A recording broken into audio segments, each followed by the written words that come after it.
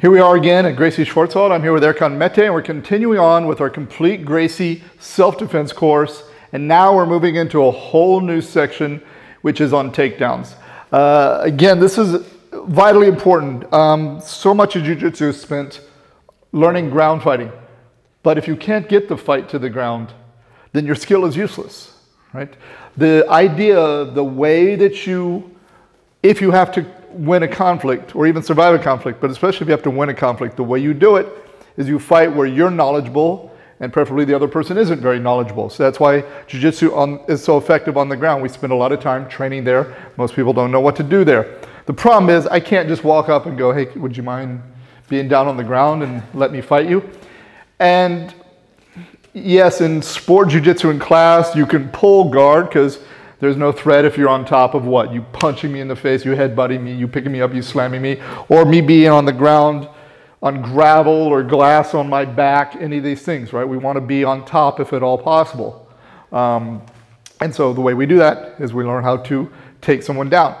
This is not something that you should be training in a special once a week or wrestling class or judo, okay? The takedowns of jiu-jitsu are not bad judo or bad wrestling, okay? They are jiu-jitsu, okay? Now there is going to be a lot of overlap, of course, but again, the philosophy is a little bit different, okay? A lot of the takedowns that we're going to do, or at least the mindset you should have is, will this work for me if I'm not a great athlete and I need to use it in the street? And learning to do things that I can control a lot of factors. Okay, so we will, train sort of situations like this. But what's the problem if I'm here in a fight? Range. Yeah. Okay. But again, I want to emphasize this is not something you should do once in a while. We train takedowns pretty much every class. Every class. Right. And when we spar, we encourage most people to start standing and work for takedowns. If you're injured or you're just not feeling up to it that day, of course you can start on the ground. But this is not a separate addition to jiu-jitsu. Jiu-jitsu is not just a ground fighting art. This is one of the 5 components is takedowns. So I try to break everything down so that it's very clear and easy to understand the underlying mechanics. Too often in jiu-jitsu, even if you learn takedowns, you're going to learn 100 takedowns, but you really don't kind of understand what it is you're trying to accomplish. So takedowns for me are like sweeps. It operates off of the very same exact principle. And every takedown is a trip. Okay? Every single takedown you're going to do. Every sweep is a trip. So what are the parts of a trip?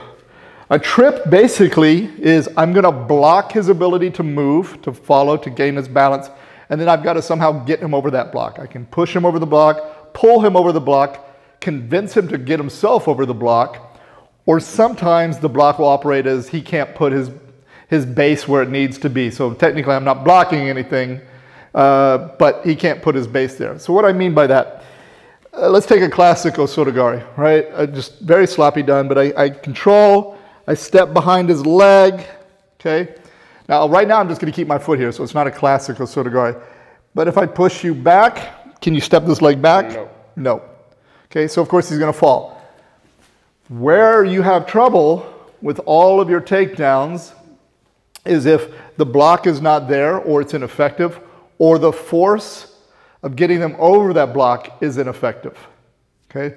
So every single takedown, if he were to, don't take me down, but let's turn this way just a little bit. If you shot in for a double leg, right, it's this. He's blocking my leg so I can't step back, but if he just stopped here, there's no double leg.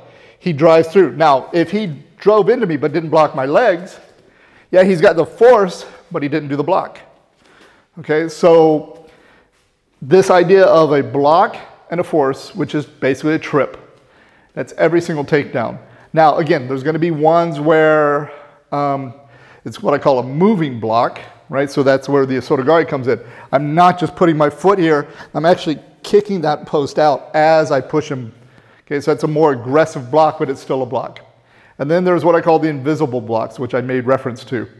So if you catch me in a single leg, for instance, right here, and he starts to circle this way, well, there's nothing technically blocking me, but I can't keep my base up. Go ahead. I can't keep the base up fast enough so that it's acting sort of as an invisible block, okay, as well as using the head to force me down. Okay, so this principle of understanding that all takedowns and all sweeps are trips is really important for when you're having trouble understanding why a particular takedown won't work or why you're having difficulty with it. Again, it probably means that the block or the ability to get the person over the block is somehow not effective. Okay, so really focus on just understanding all these hundreds of takedowns that you'll ever learn, that's really what it comes down to. And when you're training them, really prioritize understanding those two aspects so that you can adjust the technique if it's not quite working.